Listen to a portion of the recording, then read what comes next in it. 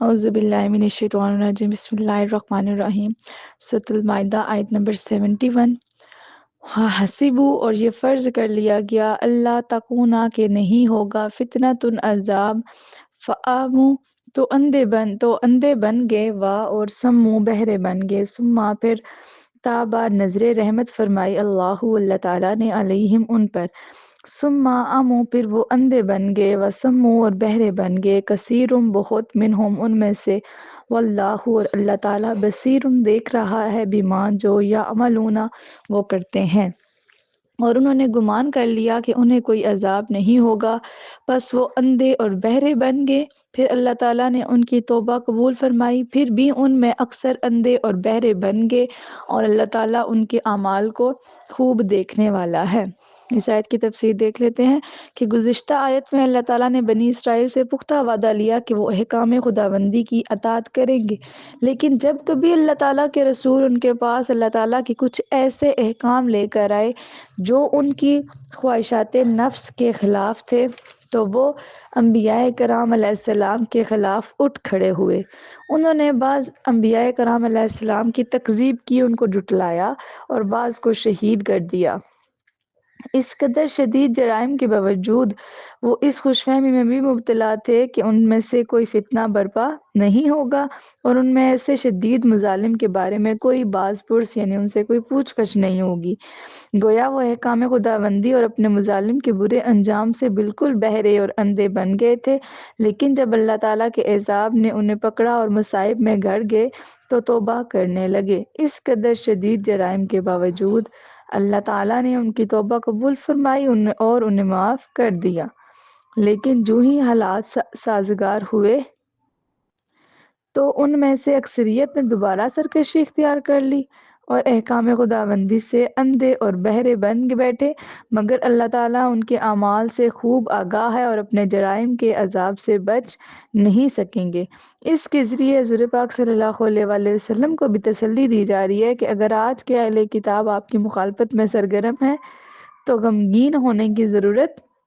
نہیں۔ ان کے اسلاف یعنی ان کے آباء و اجداد نے تو ان سے بھی بڑھ کر تھے، حتیٰ کہ انہوں نے بعض انبیاء کو شہید بھی کر دیا، جن میں حضرت زکریا علیہ السلام اور حضرت یحییٰ علیہ السلام بھی شامل تھے۔ اور حضرت یحییٰ علیہ السلام کو بادشاہ وقت ہیرودیس نے اس لیے شہید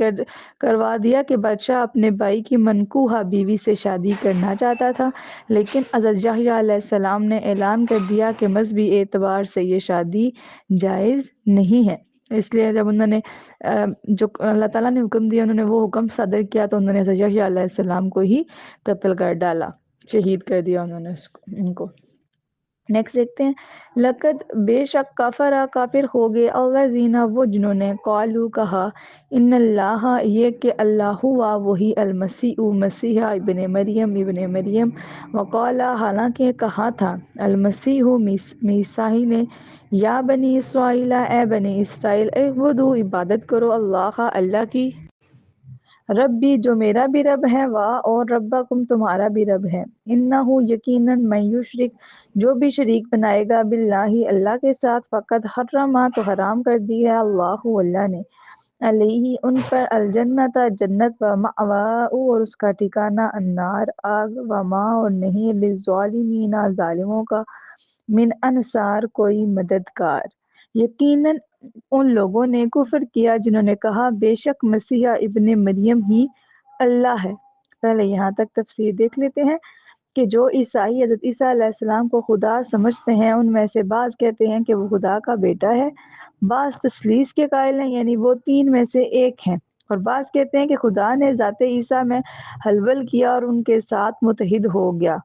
یعنی ان کے اندر داخل ہوا اور پھر وہ ان کے ساتھ شامل ہو گیا تو عیسیٰ خدا ہو گیا۔ یعنی جس طرح دودھ اور پانی متحد ہو جائیں تو پانی بھی دودھ بن جاتا ہے، اسی طرح خدا کے اعتقاد سے عیسیٰ بھی خدا ہو گیا۔ اس آیت میں اس تیسرے فرقے کی تردید کی گئی ہے، ان کو رد کیا گیا ہے جو کہتے ہیں کہ مسیح ابن مریم ہی خدا ہے۔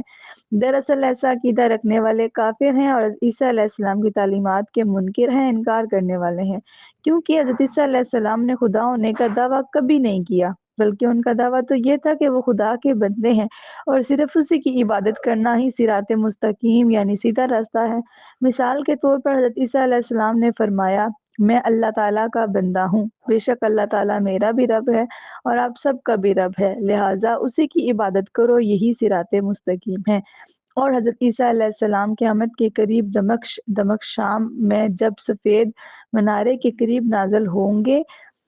تو زمین میں اترنے کے بعد ان کا سب سے پہلا کام یہ ہوگا کہ وہ نبی آخر الزمان حضرت محمد مصطفیٰ صلی اللہ تعالیٰ علیہ وآلہ وسلم کی ایک عظیم امتی کی اقتدار میں صبح کی نماز ادا کریں گے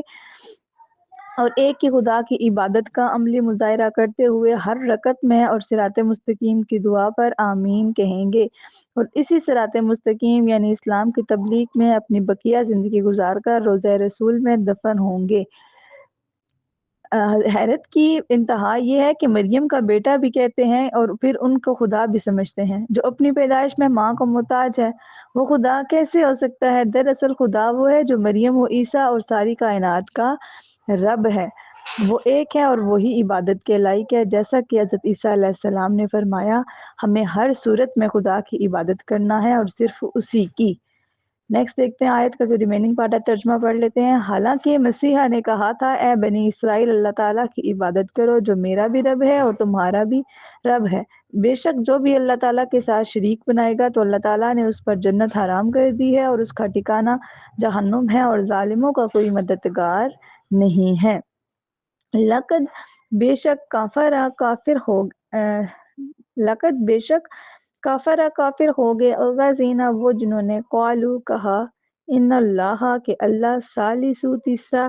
ثلاثہ تین سے وما اور نہیں من الہ کوئی خدا الا مگر الہ واحد ایک اللہ وان لم ینتہوا اور اگر باز نہ آئے اما اس سے جو یقولون وہ کہہ رہے ہیں لیمسنا تو ضرور پہنچے گا الذین جنہوں نے کفر کیا منہم ان میں سے عذاب علیم دردناک عذاب۔ یقیناً ان لوگوں نے کفر کیا جنہوں نے کہا بے شک اللہ تعالیٰ تین خداؤں میں سے تیسرا ہے، حالانکہ ایک معبود اللہ تعالیٰ کے سوا کوئی عبادت کا مستحق نہیں، اور اگر وہ اپنی ان باتوں سے باز نہ آئے تو ان میں سے جن لوگوں نے کفر کیا انہیں دردناک عذاب ضرور پہنچے گا۔ حاشیہ نمبر 107 تک کی تفسیر دیکھ لیتے ہیں کہ تثلیث یعنی تین ایک ایسا عقیدہ ہے جس پر تقریباً سارے عیسائی متحد ہیں، لیکن اس کی تعبیر اور تفصیل میں اختلاف کا شکار ہیں۔ ایک فرقے کا دعویٰ ہے کہ اللہ، عیسیٰ اور مریم تین خدا ہیں، دوسرا فرقہ کہتا ہے اللہ، عیسیٰ اور جبرائیل تین خدا ہیں، یعنی اللہ کو باپ، عیسیٰ کو بیٹا اور جبرائیل کو مقدس روح کہتے ہیں۔ پھر ان تینوں میں سے ہر ایک الگ الگ کامل خدا ہے اور یہ تین مل کر صرف ایک خدا ہیں، یعنی تین میں ایک خدا اور ایک میں تین خدا، حالانکہ عملی طور پر ایک کا تین اور تین کا ایک ہونا ممکن نہیں ہے۔ جیسے ایک سیب ایک ہی ہوتا ہے وہ تین تو نہیں ہو سکتا، اور تین سیب تین ہی ہوتے ہیں وہ ایک تو نہیں ہو سکتا۔ بہرحال تثلیث ایک ایسا معمہ ہے جس کو سلجھانے کے لیے عیسائی علماء گزشتہ 1900 برس سے سر کھپا رہے ہیں، مگر آج تک اس کا کوئی معقول اور قابل فہم ہوتا ہے جس کو ہماری عقل تسلیم کرے، وہ تعبیر پیش نہیں کر سکے اور نہ ہی آئندہ پیش کر سکیں گے، کیونکہ یہ نظریہ حقیقت کے خلاف ہے اور عیسائی دنیا کی اپنی غلط فہمیوں کی پیداوار ہیں۔ ان کا اصل اور آسان حل وہی ہے جو قرآن مجید نے بیان کیا ہے، یعنی تین خداؤں سے باز آ جاؤ، اللہ تعالیٰ صرف ایک ہے اور وہی تنہا عبادت کے لائق ہے اور اس کا کوئی بیٹا نہیں، اور وہی زمین و آسمان کی ہر چیز کا مالک ہے۔ جیسا کہ حضرت عیسیٰ علیہ السلام سے پوچھا گیا کہ سب سے اہم حکم کون سا ہے، آپ نے جواب دیا سب سے اہم حکم یہ ہے کہ ہمارا خدا ایک اور صرف ایک ہے، تو اپنی پوری طاقت، روح اور دل و دماغ کے ساتھ اسی سے محبت کر۔ مقدس صحیفے یہی کہتے ہیں کہ صرف پروردگار خدا کی عبادت کرو اور صرف اسی کی اطاعت کرو۔ تثلیث کی تعریف اور تاریخ کے متعلق انسائکلوپیڈیا کے الفاظ بھی غور طلب ہیں، جن سے یہ واضح ہوتا ہے کہ تثلیث کے عقیدے کا حضرت عیسیٰ علیہ السلام سے کوئی تعلق نہیں، بلکہ آپ کے کئی سو سال بعد بعض غلط فہمیوں نے تثلیث کی صورت اختیار کر لی۔ عیسائی عقیدے کے مطابق تثلیث کی تعریف یہ ہے کہ باپ، بیٹا اور مقدس روح تینوں متحد ہو کر ایک خدا ہیں، لیکن عہد نامہ جدید میں نہ تو تثلیث کا لفظ ہے اور نہ ہی اس عقیدے کی صراحت ہے، یعنی نہ تو اس کی وضاحت ہے، اور نہ ہی حضرت عیسیٰ علیہ السلام اور ان کے پیروکاروں نے عہد نامہ قدیم میں، یعنی جو پرانا عہد نامہ ہے، اس میں بیان کردہ یہودی عقیدے توحید کی تردید کی ہے، یعنی یعنی نہ تو انہوں نے عقیدہ توحید کو رد کیا ہے، بلکہ تثلیث کے عقیدے نے حضرت عیسیٰ علیہ السلام کے عروج کے بعد کئی صدیوں پر پھیلی ہوئی بہت سی بحثوں کے ذریعے بالتدریج نشوونما پائی ہے۔ انسائکلوپیڈیا ان تصریحات کے باوجود بھی جو تثلیث سے باز نہیں آئیں گے ان کے لیے دردناک عذاب ہوگا، اور جو صدقے دل سے توبہ کر لیں گے تو اللہ تعالیٰ ان کے گزشتہ گناہ معاف فرما دے گا۔ افلا تو کیا نہیں یتوبون رجوع کرتے اللہ اللہ کی طرف ویستغفرونہ اور بخشش طلب کرتے اس سے، واللہ اور اللہ تعالیٰ غفور الرحیم بہت بخشنے والا بہت رحم فرمانے والا ہے۔ اور اللہ تعالیٰ سے توبہ کیوں نہیں کرتے اور اس سے بخشش کیوں نہیں طلب کرتے، حالانکہ اللہ تعالیٰ بہت بخشنے والا رحم فرمانے والا ہے۔ امید ہے آپ کو تک سمجھ آ گئی ہوگی۔ باقی نیکسٹ دیکھتے ہیں آیت نمبر 75۔